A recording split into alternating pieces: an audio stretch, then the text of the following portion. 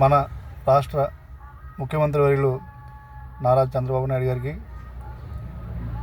Deputy CM గారు పవన్ కళ్యాణ్ గారికి,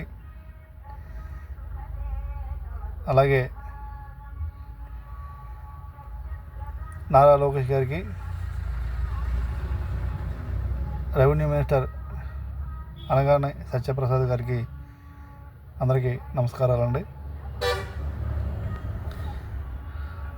ఒకసారి నేను ఈ వీడియోలో రెవెన్యూ మినిస్టర్ గారికి నేను నా ఇబ్బంది, నా బాధ చెప్పదలుచుకున్నాను అందరికీ కూడా.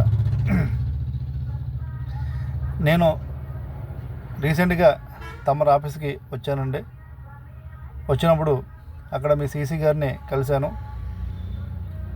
రాగానే ఆయన వెంటనే నువ్వు నీపై క్రిమినల్ కేసులు ఉన్నాయంట కదా, ఈ ఆస్తులపై నువ్వు కోర్టు నుంచి ఆర్డర్ తెచ్చుకో, అవి నేను చేయమని చెప్పాను అని చెప్పి అతను చెప్పడం జరిగిందండి. ఎంతటి దుర్మార్గం అంటే అసలు ఏ వ్యవస్థలో ఉన్నామని ఒకసారి నాకు అర్థం కావట్లేదు. అడంగల్లో పాస్బుక్లు, బ్యాంక్ లోన్స్, కోర్టు ఆర్డర్స్ అన్నీ కూడా నా పేరుండగా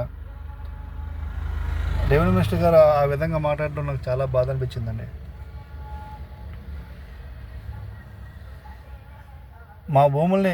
మా పేరున్న భూముల్ని, పాస్బుక్లు ఉన్న పట్ల అడంగల్లో మా పేరున్న భూముల్ని మీరు సీసీ గారు చేయమంటాం చాలా ఇబ్బందికరం అండి, చాలా బాధాకరం. నేను ఈ వీడియోలో నేను మీకు ఒక విషయం చెప్పదలుచుకున్నానండి. నా ప్రాపర్టీస్ కనుక ఇల్లీగల్గా క్రియేట్ చేస్తే నా కుటుంబ సభ్యులతో, నా పిల్లలతో సహా నేను మీ సీసీ గారి పేరు రాసి, రెవెన్యూ మినిస్టర్ అనగానే సత్యప్రసాద్ గారు సీసీ గారి పేరు రాసి, అలాగే ఈ ల్యాండ్ గ్రాబర్ల పేరు రాసి, ఎవరైతే సబ్రెస్టులు చేస్తారో వాళ్ళ పేరు రాసి నేను నా కుటుంబంతో సహా సూసైడ్ చేసుకుంటామండి. ఇదైతే నేను చెప్తున్నాను. 70-80 కోట్ల ఆస్తి ఊరికే కబ్జా చేయడానికి ల్యాండ్ గ్రాబర్లు వాళ్ళకి ఏ విధంగా డాక్యుమెంట్ లేదండి, చేయడానికి చూస్తున్నారు. ఒక్కటైతే గమనించండి, నేను దీనిపై చాలా ఫైట్ చేస్తున్నాను. నా ఆస్తులు కాపాడుకోవడం కోసం గత 2 సంవత్సరాల నుంచి నేను ఏ తప్పు చేయలేదు. నేను తప్పు చేయలేదు కాబట్టి నేను అంత ధైర్యంగా ఫైట్ చేస్తున్నానండి.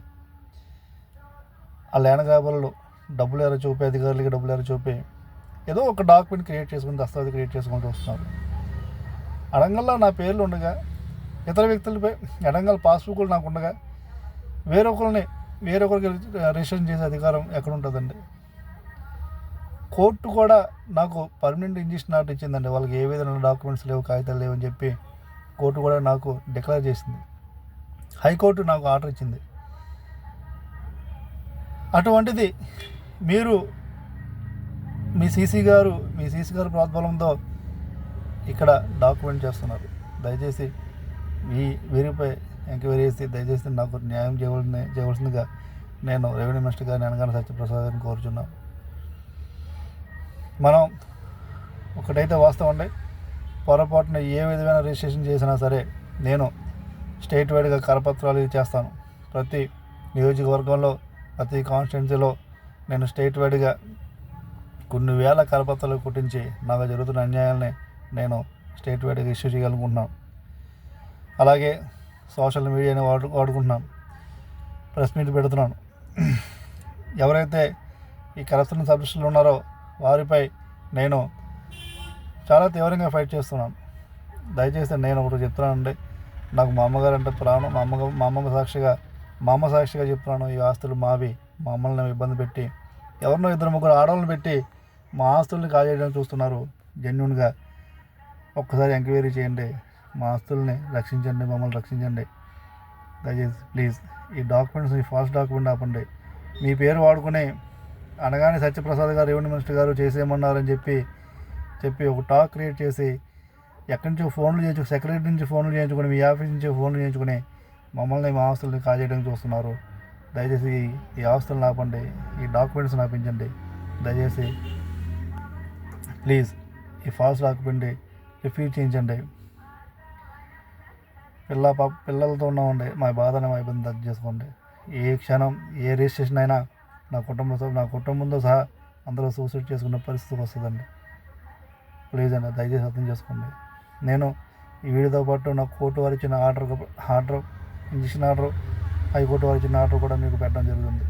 దయచేసి నా ఇబ్బంది, నా బాధను అర్థం చేసుకోమని నేను సవినయంగా మిమ్మల్ని కోరి ప్రార్థిస్తున్నానండి.